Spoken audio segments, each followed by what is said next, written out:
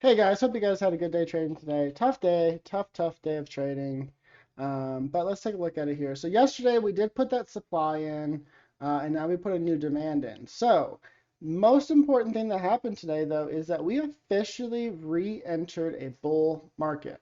Now, a couple interesting stats that I found were interesting is the average bear market, and this goes back like in the history of bear markets, is 282 trading days. Or sorry, 286 trading days. Our bear market that we now have just officially left, so that would mean that this is not a bear market rally, was 282 trading days. Average drop is 35.1%, and we dropped 25.4%. Now, this is where it gets even more interesting, is after a bear market re-entering a bull market, we have officially, after 233 trading days, re-entered a bull market. So, on average, bull markets are about 114.4%. So that's basically from the low to they peak. And they usually last about 1,011 trading days. Now, if we look at the last four bull and bear markets, because I think that's probably more accurate to our time period here, the last four bear markets were about 196 days and dropped 34.7%. Now, the bull markets that followed those were on average 1,232 days and 140%, basically from peak to or trough to peak. So that would mean that we could potentially have about, on average, for the bull markets, about if you just take the actual average for the last couple trade or bull markets here, we could have about 289 days to go in this rally and somewhere around 95 to 120% more to go. Now, do I think that we're going to hit 120%? Because gosh, let me see here. I don't even know where that would put us. That's got to be something pretty impressive here. 120%. I don't even want to. I don't even think my thing will do that correctly. Let's see. No. I mean, geez, yeah. It's not even worth trying to calculate 120%. I mean, that would be what? I guess roughly 800, 900 on SPY. That's pretty incredible. Obviously, I don't think that's going to happen. Well, I guess you would take it off the low. So the low is, let's see, 366 was our low close. So if you double that, you got about 700. So about 800, according to history, should be our peak, which obviously we know that this time's a little different. So there's a lot to factor in here. Now, honestly, like as much as that we are in a bull market, for me at least, I do not think that we're going to see an all-time high. I mean, we haven't even paused yet. We haven't even stopped like anything with the rate hikes. I mean, we're still most likely going to see a rate hike next week, which is incredible considering the fact that we're in a bull market and we haven't even reached peak Fed funds rate, and we already have recovered back into a bull market. I honestly don't know, and I'm going to do a little research to see if there's any other times in history where the Fed funds rate has not peaked prior to re-entering a bull market. So that would definitely be an interesting stat to figure out. But looking at us here, for me, biggest thing I'm seeing is that this 429.7, and this is the August peak right here, that's its candle body resistance and our supply in the daily, has been extremely strong resistance. Now, this right here, you could even infer that this is a bull flag, and we kind of actually had something like that right here, and then we popped up. So to me, this really does look like a bull flag in this bull channel right here. So pretty much if we can break through 429.7, we're going to start to target 431.6 and potentially as high as 435.7. If we have a pretty incredible bull day tomorrow, honestly, that's pretty much like my target is right here at this 435.6. So that would be about a 1.5% day. This is basically where I'm targeting. However, if in the off chance the bears can reject hard here at 429.6, then our downside target really starts to be 426.5 demand and support. So we're pretty much just in this choppy. I mean, if you look at it here, this is a what? If you use the candle closes, This is about a $2.70 chop range that we have closed within now for 5 trading days. So we're definitely going to look to have a pretty explosive move once we close outside of that. Going over to futures here, so don't mind this candle. So futures actually, the new contracts rolled over on at least TradingView, so it's going to be messed up for a while here. So you can use, what you want to call it here, you can use this adjust for contract changes here. So it does do that, but it kind of really messes up all the other candles that don't have that. So generally what I do is I actually usually use like Thinkorswim in the meantime, and I kind of just base most of my charting off SPY during that time, because basically what needs to happen is we need to like push higher, or we need to just come back down and somehow fill this gap, and then price action kind of fixes itself and it's not a big deal.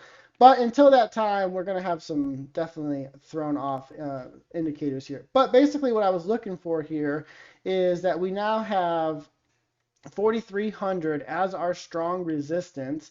So that basically is just flat. So right, we closed pretty much right at 42.98. So 2 points up, and we are at 4,300. We have not closed over 4,300 since August, so that is definitely a big level that the bulls need to get through. Major supply and support resistance is 43.10. And we did turn this into a demand down here and today also. So we now have a really nice double bottom demand off 42.73. So actually what's really cool, interesting here, and I don't think I've ever seen this many times before, is that we pushed for a double top, double bottom, double top with bearish engulfing, and then we came back and immediately put in a double bottom with bullish engulfing. I don't think I've ever seen back-to-back engulfing candles, let alone back-to-back double top and double bottom. So that's very interesting here.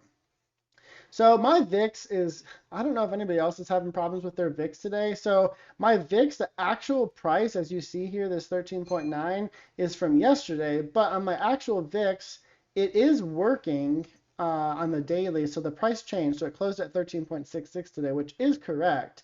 However, for whatever reason, it's just not updating, and I'm not really sure how. I've tried resetting my TradingView and all those other things, but basically what we have here, and this blue bear channel is still intact. We closed basically, right here. We closed basically right on this line. So with closing on this line here, we pretty much have two supports. We have the support from back here on December and February, and I hate how TradingView just ever so slightly moves your lines. And then we have the April and May support line. So that basically means for tomorrow, so this is Friday right here, that support is at 13.28 and potentially at 13.04. So if we look at this, I have been looking for, and I thought with this almost double bottom here that we could get the bounce up, but with today's daily candle, which came up, the high was 14.21, so it basically came up, touched this resistance right here, and then closed right here at 13.66, just above the low of day. It pretty much reminds me of this fake breakout right here, so that should still continue down. So on SPY and futures, the daily and weekly are both still in extreme bull momentum, and the VIX on the daily and weekly is in extreme bear momentum. So those two together could really fuel this rally pretty impressively here. So there's a couple other interesting things. I talked about in my written TA, but just to throw the stats out there for you. On average, after putting a demand in on SPY, it moves up 1.34% the next day. On QQQ, on average, it moves up 1.5%. The last two times it's done it, though, it's put in 2% plus days. So that's pretty interesting. Now, other interesting facts here about the last 11 Fridays. So out of the last 11 Fridays, 9 out of 11 times the VIX has closed red for about a 4% drop. And SPY and QQQ both have closed green 8 out of 11 times. On average, SPY is averaging 0.68% green and QQQ is averaging 0.74% green.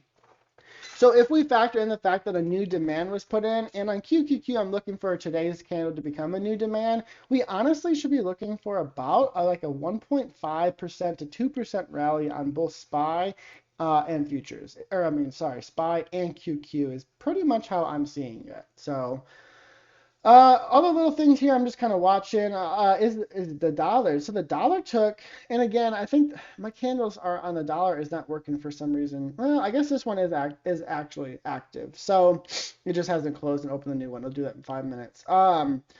The dollar has taken a huge hit. So you see we had this huge breakout here. Now the dollar has taken a massive hit.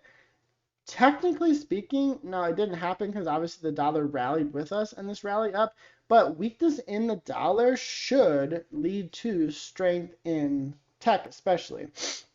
So tonight, in 5 minutes here, when this new candle on the dollar opens, it's going to open under this support line right here, and that should really bring the dollar back down to about 102.869, and that really should pump the stocks up. So last time we were down here was on May 17th, so let's see where we were back here. So let's see what happened on May 17th. So yeah, May 17th was also an update. Same thing there is because you saw the dollar had kind of come back down. So, and then taking a look at the 10-year here, the 10-year was kind of pushing up, kind of looks similar in this little almost inverse head to shoulders here, but you can see that we were trying to pretty much go risk on. So 10-year going up means people are basically going risk on. It had a little retrace today, so it actually was pretty interesting to see a really red day on the 10-year and a big green day on the markets, but definitely watching those closely too. Bitcoin has recovered most of its loss. Like I said, it came back down and now it's kind of actually looking like it could break out. We did have a nice another double bottom right here off this really support line back here from May 24th and 25th at 26.3K. So pretty much that should be our support line. And then you see our resistance is right here at 26.8K. All right, remember, I'm not going to be here tomorrow. I hope you guys have a good day trading tomorrow. I will have a written TA up and most likely a video up tomorrow night.